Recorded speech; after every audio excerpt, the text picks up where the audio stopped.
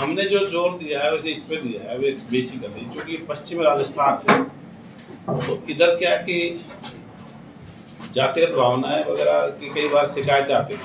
वैसे तो सब जगह पूरे इंडिया की है शिकायत, कोई यहाँ की विशेष रूप से नहीं है, यहाँ की भी है और जगह की भी है। और क्योंकि मैं तो मानवाधिकार हूँ तो एक तरह से कई बार जैसे सार्वजनिक दुकान होती है जो बाल काटने की समस्या आती है, जो बाल नहीं काटते, कई मतलब जैसे बाल मिल जाती होगी और कई और जगह कई दूसरी जाति को समस्या आती है। तो मेरा यह भाई अपने एसपी मैडम के नेतृत्व में और मतलब ये समस्या का अपन जिले को मुक्त कराना चाहते हैं। इसके तहत मतलब एसएचओ अपने हर जो उसका थाना है उसके बीट कांस्टेबल के नाम उसका मतलब जाएंगे, पता करेंगे, जिस गांव में भी समस्या होगी तो उस गांव में बुला करके समझा देंगे और कोई कार्रवाई की जाता है नौबत नहीं आएगी और वो उसको खत्म भी कर देंगे। और कलेक्टर साहब भी इसमें सहयोग करेंगे। तो कलेक्टर एसपी अपन चाहते भी इन्हें कलेक्टर साहब जिला अटल और मैडम पूजा जी के एसपी मैडम के नेतृत्व में ये समस्या यहाँ से खत्म हो जाए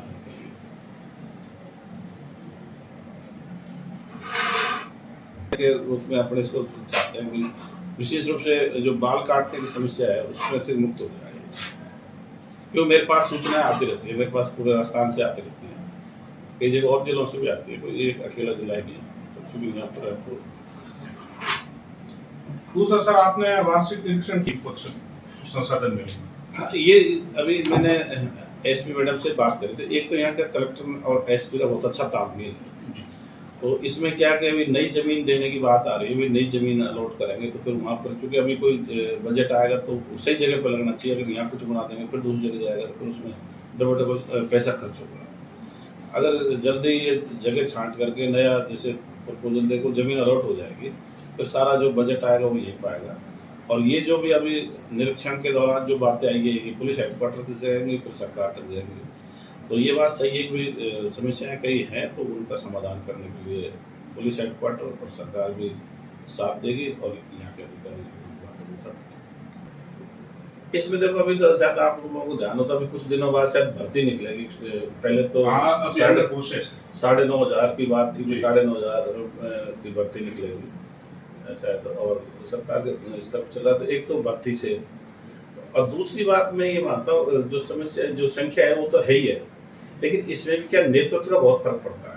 अगर एसएचओ अच्छे नेतृत्व करता है तो फिर संभाल लेते, जिले में एसपी का नेतृत्व अच्छा होता है फिर वो चीज़ चल जाती है। पुलिस को सबसे मतलब नहीं होता, पुलिस को क्या बदमाशों पे मतलब कंट्रोल करना होता है। अब एक थाने में उतने बदमाश नहीं होते जितने कि पुलिसकर्मी होते हैं, कई बार कम भी होते हैं। तो हम तो अगर मान लो बदमाशों पर थाने का सबसे बड़ा बदमाश है उसको सबसे पहले काबू करो, जिले का सबसे बड़ा बदमाश होता है एसपी, उसको अगर काबू कर लेगा तो वैसे ही सुधर जाएंगे। तो सबसे मतलब ऐसे प्रायोरिटी लेकर भाई सबसे बड़े बदमाश को, चाहे थाना क्षेत्र हो, चाहे सर्किल क्षेत्र हो, चाहे एसपी का मतलब पूरा जिला हो, उससे अगर अपन कंट्रोल करते हैं तो उससे चीजें आसान हो जाती हैं। ऐसे जिले में साइबर क्राइम के मामले बहुत बढ़ चुके हैं कि साइबर के मामले में यहाँ कोई एक्सपर्ट नहीं है। अगर कोई फरियादी आता है यहाँ पे तो उसको गुमराह करने का काम हो रहा है। जैसे कि हमने बता दी कि फ्रॉड है, उसके बावजूद या परिवार दर्ज करवाने के लिए भी यहाँ के एसएचओ कार्रवाई नहीं करे, वो तो उसको धमका रहे कि भाई आपने ही फ्रॉड किया है। इसके मामले में साइबर क्राइम क्या करेगा? इसमें आपने सही कहा, अभी इसका साइबर का मामला भी खूब चल रहे हैं। साइबर जो क्राइम है वैसे वो पूरे भारतीय स्तर की समस्या है, राजस्थान स्तर की नहीं, ये पूरे इंडिया स्तर की समस्या है। और ये भी चीज जो पुराने जो पुलिसकर्मी है उनको इसमें बहुत सारी चीज़ों को पता भी नहीं होता।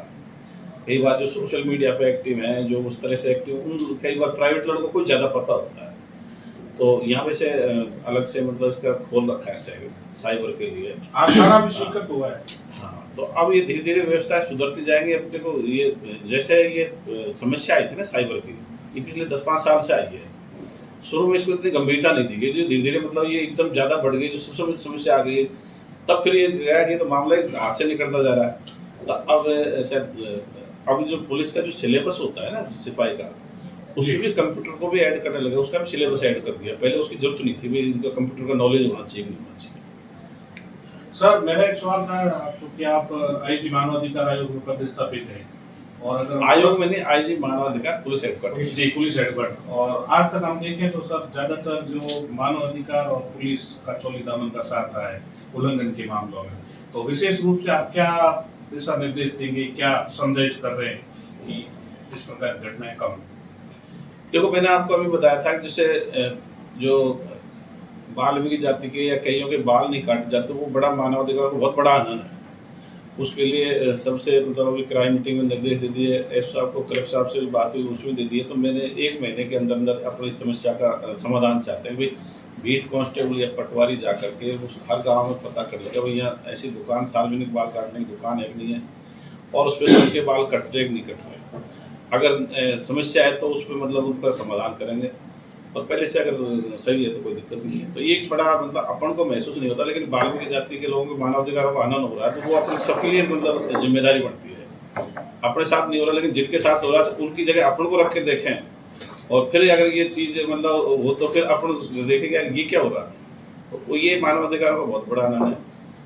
और कोई ऐसी बात आप लोगों का ध्यान में लाना चाहो बता दो। हमारे यहाँ तो खूब ऐसा ही नहीं, हम तो सब जाति धर्म से मतलब एक साथ Very good, शाबाश। जिला धार्मिक स्वार्थ कैसे हो। शहर में नहीं है सर, ग्रामीण क्षेत्र। हाँ, तो अपने जो बीट कांस्टेबल हर गांव तक